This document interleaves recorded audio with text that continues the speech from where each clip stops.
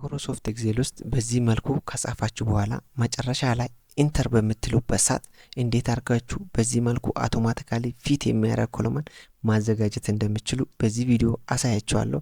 ቪዲዮ ላይክ እና ሼር እንዲሁም ደግሞ ኮፒ ሊንክ እና ሪፖስት በማድረግ ሰፖርት አድርጉኝ። አሁን እዚህ ጋር እንምጣና ኒው ሺት ክሬት እናደርግ። ኒው ሺታችን ላይ አሁን ለምሳሌ እዚህ ጋር መተን እንደ ቅድሙ ብንጽፍ እና ኢንተር በምንልበት ሰዓት ኮለመኑ ፊት አላደረገም፣ ከኮለመኑ ወጥቷል ማለት ነው። ስለዚህ ይሄ ምን እናደርጋለን? ሺታችን ላይ ራይት ክሊክ እናደርጋለን።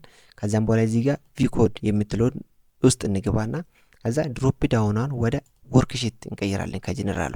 ከዛስ ኮሎመንስ ብለን እንጽፋለን። እዚህ ጋር ኮሎመንስ ዶት አውቶ ፊት እንላለን። ይኸው እዚህ ጋር አውቶ ፊት።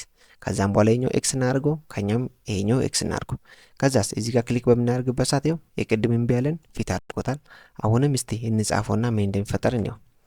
ይሄው አውቶማቲካሊ ፊት ያደርጋል ማለት ነው። ስለዚህ እንዲያረጋችሁ ማይክሮሶፍት ኤክሴል ውስጥ አውቶማቲካሊ ፊት የሚያደርግ ኮለመን በዚህ መልኩ ማዘጋጀት ትችላላችሁ። ቪዲዮን ከወደዳችሁት ላይክ እና ሼር እንዲሁም ደግሞ ኮፒ ሊንክ እና ሪፖስት በማድረግ እኔን ሰፖርት አድርጉ። በሌላ ቪዲዮ እስክንገናኝ ድረስ ደህና ቆዩ።